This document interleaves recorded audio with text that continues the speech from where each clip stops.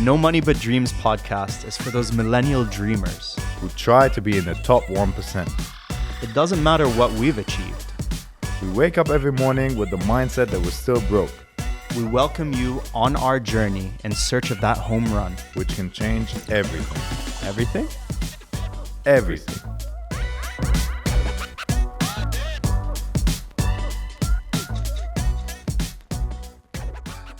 What's up, guys? Welcome to the No Money But Dreams podcast.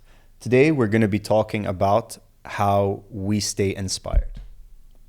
So, I think it's becoming increasingly more difficult to stay inspired on a day-to-day basis, especially with all the noise around us and all the information which we're dealing with or processing on a daily basis. Everybody knows that in life you got ups and you got downs, and everything is not always as peachy as it sometimes is.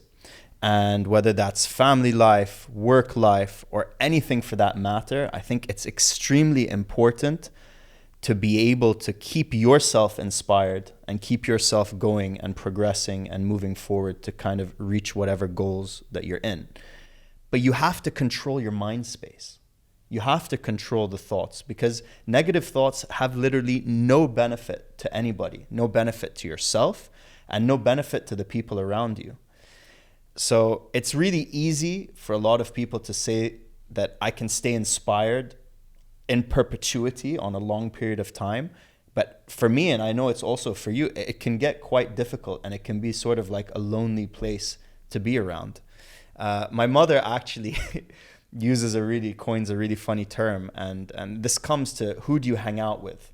What kind of people do you allow in your life? What kind of people do you allow to consume your time? And people who are negative, she used to call energy vampires. And there are people that you sit with them and you literally feel them like draining, sucking your energy out. And you need to, first of all, say, I am not hanging out or associating myself with people like that at all. And then I think the second thing for me that we've kind of bonded over on this journey is listening, reading to books, and consuming information from people who really pick you up on a daily basis, and making sure that that's a habit in your day. You know what I mean? Yeah, and today we're going to talk about a few which are our kind of books, our go-to books to come back to whenever we feel that, oh, I'm not as inspired anymore. Where do I go to? And, you know, we've gone through, 50 plus books. Yeah. And the collection that we'll talk about today is 6 books that, for different reasons, really got under our skin. Yeah, and kept us pushing, kept us motivated. And even as a friendship or a partnership together, like there's many times where I call you up and I'm like, inspire me, bro. And you like say 2 or 3 or 4 words and I'm like, thank you very much. Hang up the phone. You know, and these books, not only did they resonate with one of us, but when we told the other, we literally went like all in and got so hyped. And I think that's a determining factor for us to keep pushing and pushing and pushing our journey. Yeah. I doubt that anyone would read any of these books and not have an emotional response to them. Definitely. Either you absolutely hate them or you get absolutely hyped like we did. And by the way, in the comments section down on the YouTube channel, we'll put the link to each one of these books and also the name of them so you guys can check them out. Tarek prefers more audible. I started trying to read a bit more because I feel that my grasp of vocabulary when I'm reading is actually much higher. I know, there you go. He likes to listen to it when he's working out. So working out or driving, there's so much dead time where you can That's double true. up by. So I regret. I'm not gonna lie. I'm not able to finish the written books on my Kindle. So I have moved to Audible anyways in the end. So it's a great way to fill in time gaps. Anyways, let's get started. First one. What's the first one? And this is actually not there. I think this book overtook our original kind of Bible, you could say, of getting hyped and getting inspired and getting excited. Yeah. And you're the one who found this one. Actually, you're the one who finds most of them. I think I'm kind of like trailing behind you, listening to what you have to say. Well, this one was a recommendation from my sister-in-law, Patricia. And she sent it to me. She said, "Oh, you're gonna like this book." I was like, "All right."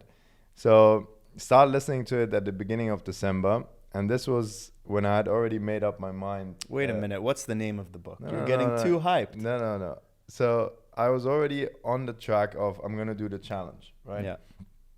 But after reading this book, I couldn't even wait for the challenge to start. I remember. It just switched. I just started working out. I didn't change my diet yet, but I just started working out in a way that I hadn't worked out in a long time before.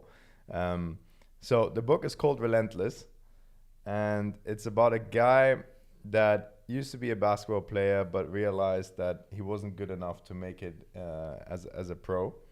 I could relate to that. What? But then he really wanted to be part of the game and became Michael Jordan's trainer, which, you know, But wait, the story of how he managed to become Michael Jordan's trainer is extremely inspiring. I think you should touch on that. Go on. Okay. So basically, he came from an immigrant family, I believe. Yep. Background is Indian. And he obviously came to the United States, did schooling, did university. And when it came to university, he wanted to become I don't know what the term is exactly. I forgot. But it's basically like a physiotherapist mixed in with like a trainer at the same time. And obviously everybody laughed at him. Oh, you want to become a gym coach? You know what I mean? But he had such conviction that obviously blocked out all the noise. I mean, we've spoken about how to do that before. And when he had finished his degree, he was obviously looking for people to coach.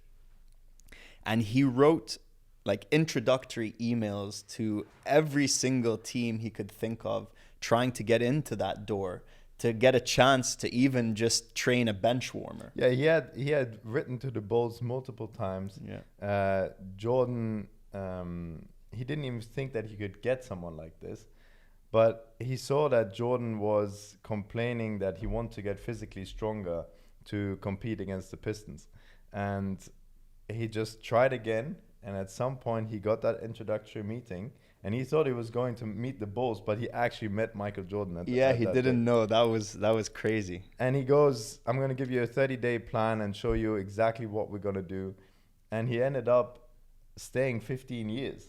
Yeah, and working with the likes of Dwayne Wade, Kobe Bryant. Yeah, he has really trained some of the greatest basketball players ever, right? So, yeah, I can relate to that. But what is really, really interesting in the book, and what is the transferable kind of skill that is interesting for us now, is the concept of cooler, closer, and cleaner. Yeah. Which is, he comes up with this, and he talks about Michael Jordan, Dwayne Wade, Kobe Bryant being absolute cleaners.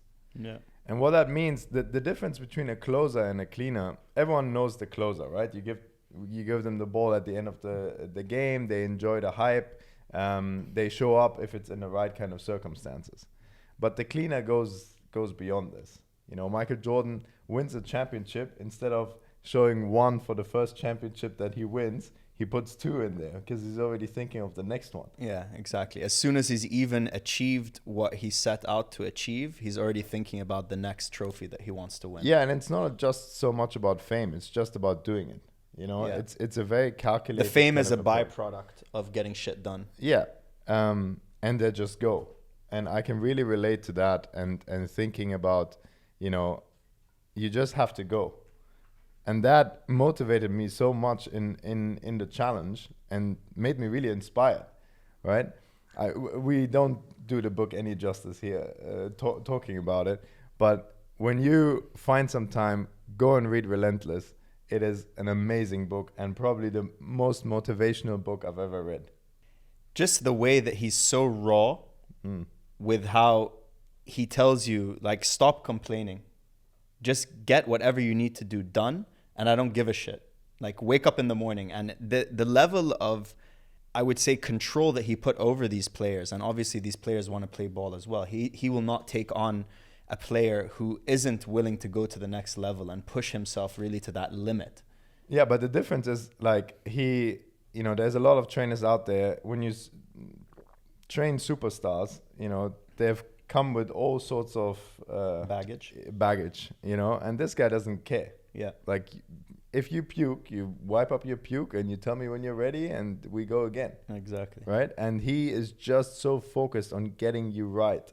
And that could be mentally, it could be physically. There's so many different things. And when you really understand that cleaner mentality, that really spoke to me. Yeah, I mean, sometimes I'll call you and I'll be like, listen, I need some inspiration. He's like, just be a cleaner. I'm like, thank you very much. Hang up the phone. Exactly. No, 100%. And it's something that you can listen to. You're actually listening to it for a second time. Yep. And I was thinking about doing that myself, and I probably will start that tomorrow and get on it. Now we go back to what used to be our Bible. Our original staying inspired, staying motivated Bible. And we both read it like 3-4 times. Definitely. On multiple occasions. And it's probably like 4 or 5 years back now. And we've read it over the last few years a couple of times. Very, very early times. Yeah. This was around Driven. Yeah. I remember listening to it a couple of times. 10X by Grant Cardone. Yeah. And this book is really inspiring because he comes up with the concept of just 10x everything. All your goals, 10x them. Yeah. We limit what we can achieve. And you read this in other books as well, right? But he gets it across to you in a way where you just think, man, my goal is this, but it could be so much bigger. And he also, the second thing that I took away from this book is just go. Just don't think about it, just go. Yeah. As fast as you can. I think there's two aspects. There's obviously, if your goal is A, why don't you make your goal 10x of A? But there's also, if you think that you need to do B amount of work to achieve something, you're going to have to do 10 times that to probably achieve it. So don't limit yourself or limit your mind. Like, if you're thinking of creating something or you're thinking of doing a business, you need to probably do 10 times what you think you're going to have to do in order to actually achieve it. So again, it comes back to the idea of what are you doing? Just underselling yourself or undervaluing your capabilities. And then touching on that point that you also came up is you just need to show up. We've already spoken about this before, but you need to show up and just get it done and see what the next reaction is. You know, make a decision and move forward. Make a decision and move forward. Even earlier today, I was listening to a podcast where somebody who I follow, Gary Vee, we've spoken about him before, was talking about how he moves as fast as possible in business because yes, you may make a mistake, but the net outcome of making 10 decisions instead of one in 1 month is that more likely you're going to start to make the right decisions. So even if you get 5 out of 10 correct, that's better than getting 1 or 2 wrong out of 10, you know, of 10 potential decisions that you could make. The other thing that's really interesting in both of these books, the way that they use stories to get their messages across and how well thought out these stories are or how inspiring their stories is what gets me as well. Like I couldn't put the books down, both of them. I pretty much went through them very, very quickly. So check out both of them. And the last one that is on the motivational side, we have mentioned before, but we definitely have to mention it here again. 100%. And throughout the challenge, the 6-pack challenge, I've consumed a lot of... Yeah, you send it to me on a daily basis. Goggins content. But let's go back to the original book, which is Can't Hurt Me, which is... We both have the story of... Or I have the story of listening to it during our drive from LA to San Francisco. We've mentioned this before. We're not going to bore anyone. But it just was so... It got under my skin so much that you just don't stop listening. And you just want to go out and work out. The point of all three of them also is what kind of mind space are you in, and what are you telling yourself you can achieve, and what are you telling yourself in that point in time? You know what I mean? And I think many times, especially now when we're working out and pushing ourselves, we are pushing ourselves to the limit in many ways. Like when we played basketball the other day and you were like, come on, you little bitch, like run a bit faster, and pushing yourself to the limits of what you physically can do. But your mind so easily tells you like, it's enough. But your body still has the power in it to keep on going. Yeah, Goggins says like 45% and you can still go much, much more. Exactly. And all of us have been there, whether that's our mental capacity or whether that's in a physical capacity. All of us have been to a point where basically your first thought is, okay, that's enough. But you've pushed yourself through it. And I feel the majority of time that we've pushed ourselves was actually, I mean, for me, was when I was younger playing sports, you know, in high school and in university, when the coach actually pushes you to go that extra mile. And the applications of your focus and your drive in sport are very similar to that in business in many ways. But I feel we are not exposed as we get older to that sporting mentality, as most people become spectators of sport and not so much playing a sport. And even when you are playing a sport now, I would say at over 30 years old, most people are doing it in more of a fun way than a super competitive way. Yeah. But staying competitive against yourself is quite difficult, but so important and a key critical building block, in my opinion, of staying inspired overall, you know?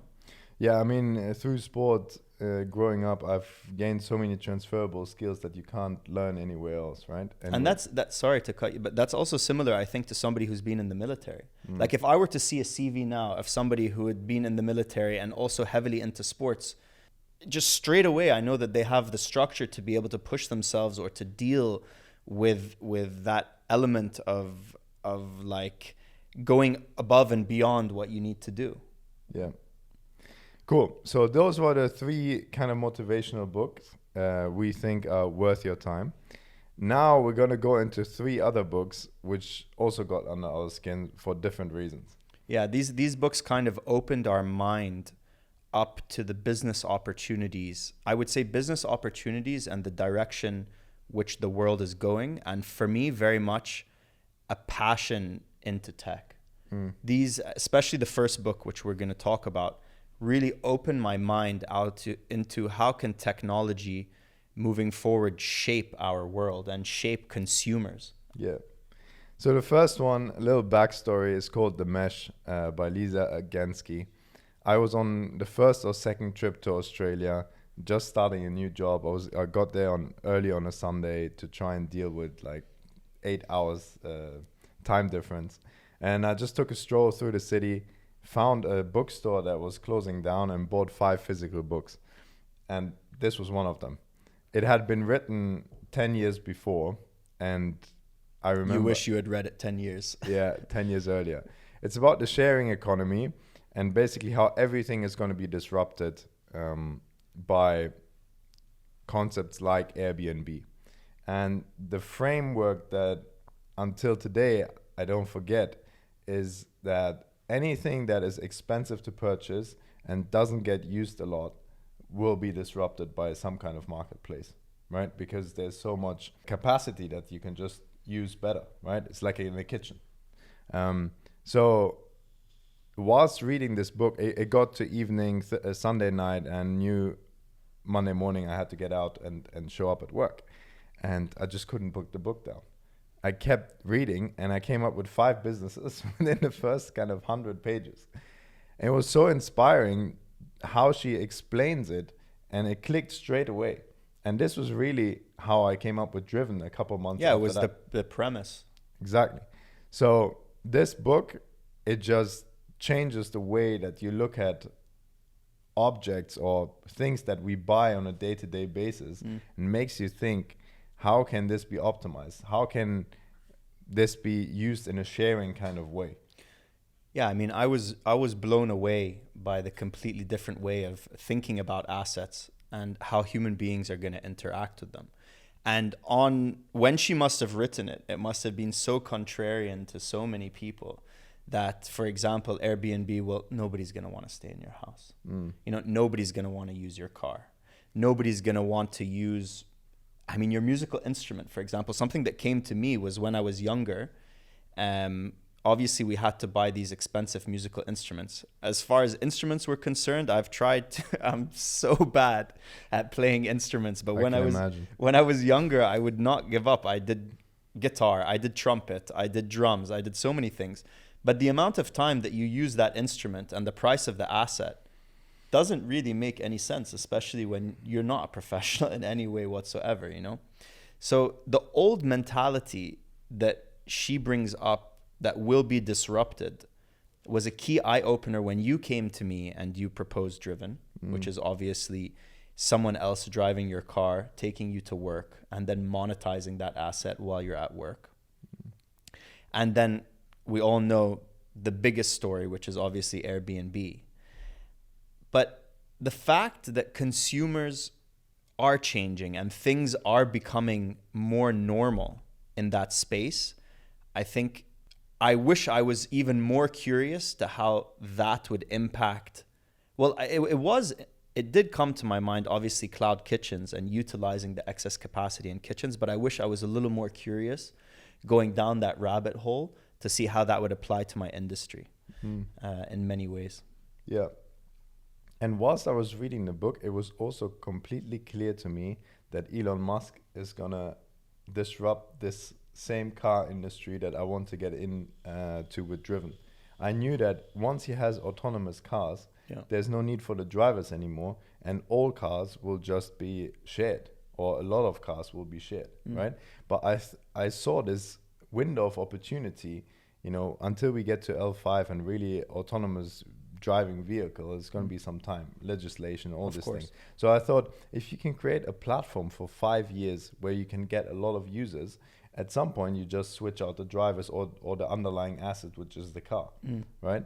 And yeah, now I think there's reports where Elon is saying, we're going to start sharing all the Teslas. Yeah, exactly. I mean, the idea of Driven, the future of it was to have the data and have the users on the platform. So as you said, you could just switch it in and have a fully autonomous vehicle taking people around because it already knows the routes that it's going to take. And then also it knows how it can generate money by doing other little jobs, which we were looking into. Yeah. Well, I've mentioned him. Not the first time we speak about him. Yeah, but definitely, I don't really like reading biographies in general. No. But this one, I had a few people recommend it to me, and at some point I just read it or listened to it, and man, it struck a chord. Elon Musk. What an important book, and then also one of our worst trading outcomes ever, all tied up into one. So we were reading the Elon Musk biography. I think there's more than one, but we'll put the correct one down in the YouTube channel. And Tesla's share price was at an all-time low, which we've discussed before. But the way that this man looks at obstacles and looks at problems in his business and overcomes them is just incredible. I mean, he doesn't sleep. He works 7 days a week. Yeah. He took his 180 million from PayPal and created 3 businesses, Tesla, Solar City, and SpaceX, which are just crazy things for anyone to achieve in a lifetime. SpaceX's mission statement is for us to, for human beings to live on Mars, basically. Yeah. And if that's not outrageous to say 5 or 6 years ago, then I don't know what else is. Yeah, and I mean, what he's going to create now, that he basically is going to bring internet to people that have never had internet with all the satellites, with SpaceX, and that he commercialized that part of, space travel is insane what he's achieved there. We don't even have to talk about Tesla. Everybody knows about Tesla, but SpaceX, for example, NASA pays SpaceX to put satellites in space. Because as a private company, they're able to do it at a more cost-effective price than a government entity would ever be able to do. But can you imagine the disruption in the beginning when you told investors, by the way, NASA's going to use us to send satellites into space? Yeah, and when you read the book, if you don't get inspired from this book, then I don't know what's wrong with you. Yeah. It's an amazing book, and it's definitely worth anyone's time. And it just shows you determination and, gut. The kind of vision that he had and how he went after it is just amazing. And his leadership style and how he inspires his own people in his organization to do things which are completely beyond their remit of what they would be expected to do in their job is incredible. One story, for example, is in SpaceX when they were trying to get the rocket to launch. They were on the Marshall Islands. And instead of paying like $200,000 to buy a machine which would allow them to transport this rocket to the launch pad area, he got all the engineers. Keep in mind, these are like university graduates living in the Marshall Islands working for SpaceX. He got them and other people on the island to pull this platform to the launch pad to save $200,000 because at that time they really had nothing left. I mean, if you look at Falcon 1, it failed 3 times and he did not give up. And on the 4th time, it was successful. And after I read that, I said I need to buy Tesla shares. Straight away. If anyone can, Tesla was the most shorted stock in history when we basically bought it. Yeah. At the absolute low. But if anyone can pull through anything, it's Elon.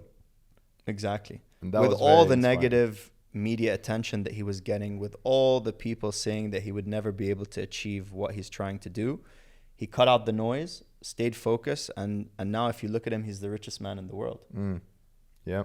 Couple Incredible. years, what kind of difference a couple of years can make. Unbelievable. And then the last book is a little bit of a controversial one. If you go online, some people love the book, some people hate the book. I really love the book. Yeah, I loved it as well. I had never come across a book like this that gave me so much confidence that you can really get to anyone in the world. And that's what's happened to us a couple of months after that, after reading it, when we did Driven. I mean, we started here and we didn't know anyone in Silicon Valley or anyone in the US really. We started with an idea. We were in your house just with a couple of laptops, just researching all different events we could go to, reaching out to our network to see who maybe would be able to introduce us to somebody that would be interesting. And it was incredible to see that from this, letting people know that this was what we were trying to do, and them speaking to their friend or speaking to this or going around, we were able to kind of position ourselves to meet the right people that we needed to. Yeah. So the book is called Third Door, and it basically gives the story of a guy that gets to meetings with leaders that he couldn't imagine ever before to leaders, business owners, so many different, like, super important people. Yeah, Richard Branson, Bill Gates, he met a lot of them, and he didn't have any connections. He didn't know anyone. It wasn't like an easy thing for him to do, but he always finds a third door to somehow get to them. Yeah. And it just shows you how not giving up and how being really creative to try and achieve what you want to achieve is possible. Yeah. I think the point on creativity, you can't always just use the front door to get what you want. You need to think about how do you maneuver, or how do you think outside of the box to achieve something. And that's where innovation starts. And that's why people who do innovate are generally the most successful in any market, and they dominate it because they're not looking at what's just in front of them. They're looking at, what if I were to do this? And coming back to my point of making a decisive decision and then looking back to see whether it was the right one, if you just make a decision, there's more than likely than one, you're going to find that back door. You're going to figure it out one way or another. And that's the difference between doers and people who are just sitting contemplating things all the time. And I think you feel that also in the corporate world. Like, you have some people, like, they only can use the front door. But only using the front door will get you the same result every single time. If they say no, then they'll say no again and no again, no again. So what's your other option? Come with a solution. And the solution is kind of metaphorically that third door. You know what I mean?